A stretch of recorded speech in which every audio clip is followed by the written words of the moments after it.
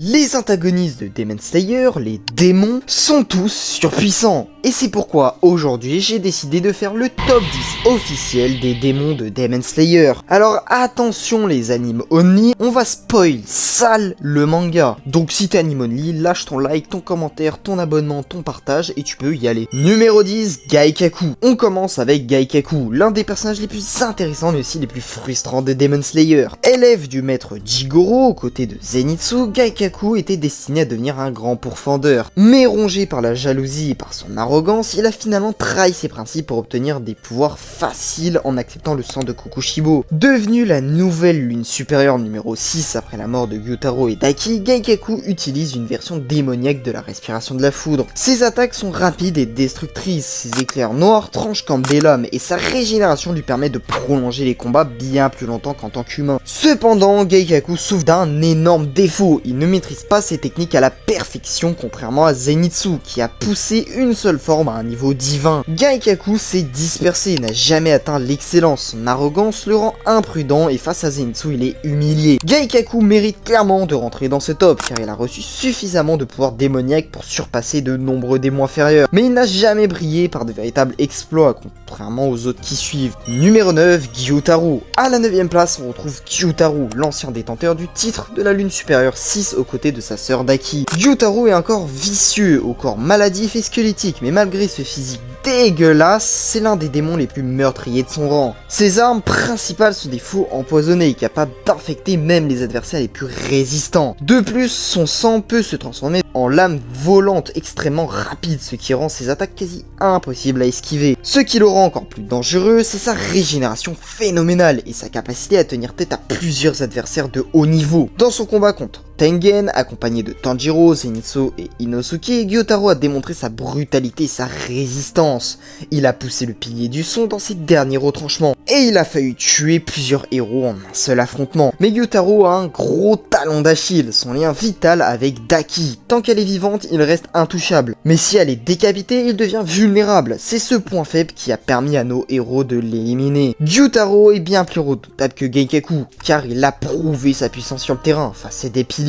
Mais il reste limité par sa dépendance à sa sœur, ce qui l'empêche de monter plus haut dans ce classement. Numéro 8, Nakime. On retrouve une démon mystérieuse, Nakime, la maîtresse du château de l'infini. Contrairement à Gyutaro, Nakime n'est pas une combattante directe, son pouvoir repose sur la manipulation de l'espace grâce à son biwa. Elle peut remodeler entièrement la forteresse dimensionnelle, piéger ses ennemis dans un labyrinthe mouvant et même séparer les alliés pour les isoler. Dans les databooks, il est précisé que Nakime a un contrôle spatial presque absolu tant qu'elle reste dans son domaine. En d'autres termes, affronter Nakime dans le château de l'infini revient se battre dans son propre piège. Mais son pouvoir a une limite, elle n'a pas de réelle puissance offensive. Physiquement, elle est fragile et si on parvient à l'atteindre, elle tombe rapidement. Sa force réside dans la stratégie et le soutien de Muzan. Nakime est clairement supérieure à Gyutaro car son pouvoir spatial est presque imbattable dans son environnement, mais en duel pur, elle serait bien plus vulnérable que Gyutaro ou Antengu. Numéro 7, Gyoko. À la 7ème place, nous avons Gyoko, la lune supérieure numéro 5.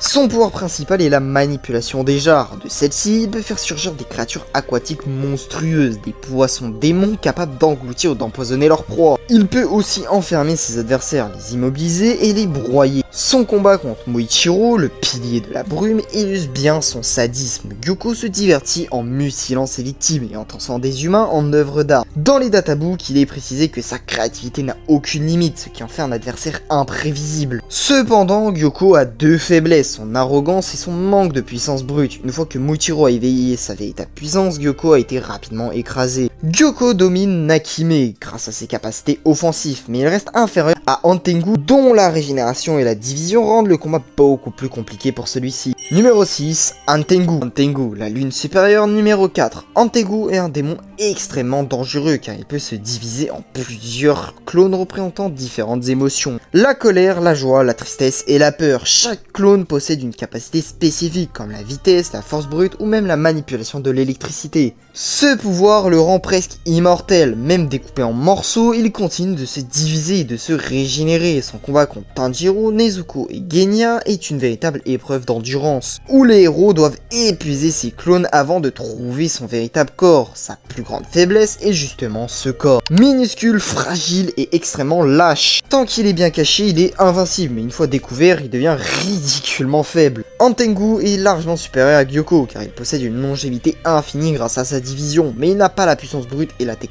martiale d'Akaza, ce qui justifie sa 6ème place. Numéro 5, Akaza, sans doute l'un des démons les plus appréciés des fans, même si c'est pas mon préf. Akaza est le maître incontesté du combat rapproché, son style appelé Destructive Death combine arts martiaux et énergie démoniaque. Ses coups sont si rapides et puissants qu'il pulvérise l'air lui-même, créant des chocs destructeurs. Il a exterminé le pilier de la flamme Kyojuro Rengoku, et il a même surpassé Gyu, le pilier de l'eau. Sa régénération est impressionnante, il peut refermer sa tête presque instantanément, mais Akaza a aussi des failles, il refuse de tuer les plus faibles, ce qui limite son efficacité et son passé tragique le hante toujours. C'est ce conflit intérieur qui le rend vulnérable dans ses derniers instants. Akaza est plus fort qu'un Tengu, car il allie technique et puissance brute, mais face à Doma, il manque de polyvalence et de sadisme. Numéro 4, Doma, lune supérieure numéro 2. Doma est l'incarnation du froid. Il manipule la glace avec une maîtrise absolue, créant des tempêtes de glace, des fleurs tranchantes et des statues mortelles. Ses techniques combinent défense et attaque, ce qui le rend presque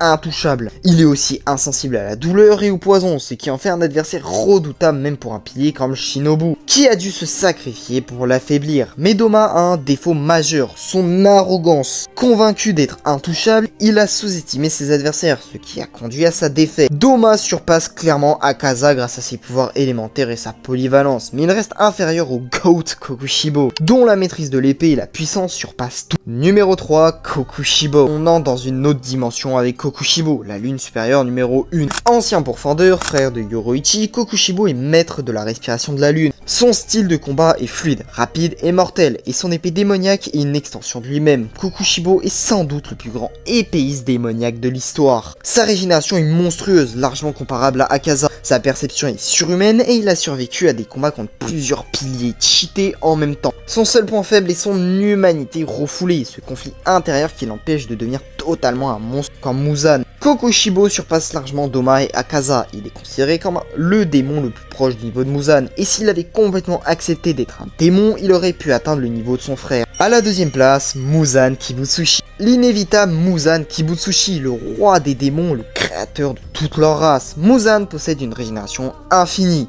une force surhumaine et une polyvalence incomparable. Ses attaques sanglantes se déclinent en centaines d'attaques, et il peut remodeler son corps à volonté pour s'adapter à chaque situation. Son intelligence stratégique le rend encore plus dangereux. Sans la faiblesse du soleil et du poison, il serait absolument invincible. Muzan est le boss final par excellence, surpassant Kokushibo et toutes les autres lunes supérieures. Pour le battre, il faudra littéralement tout lever sur lui. Et malgré ça, ce n'est pas le plus fort, car à la première place, Tanjiro, roi démon.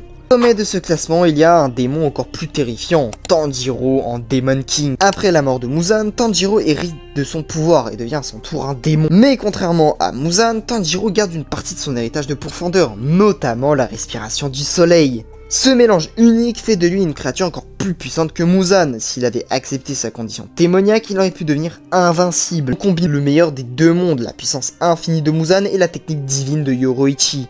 Tanjiro, roi démon, est le seul être qui a réellement dépassé Muzan, et c'est pourquoi il mérite la première place de ce classement. Et on rajoute qu'il résiste au soleil, il est vraiment invincible, et si on n'avait pas eu ce petit coup de scénario bien shonen, le verse de Demon Slayer aurait connu un nouveau monstre surpuissant. Voilà, j'espère que vous avez kiffé ce top 10 des démons les plus puissants de Demon Slayer. N'hésite pas à commenter, à liker, à t'abonner. Moi je te dis à demain pour une nouvelle vidéo. C'était Tsuke, ciao ciao.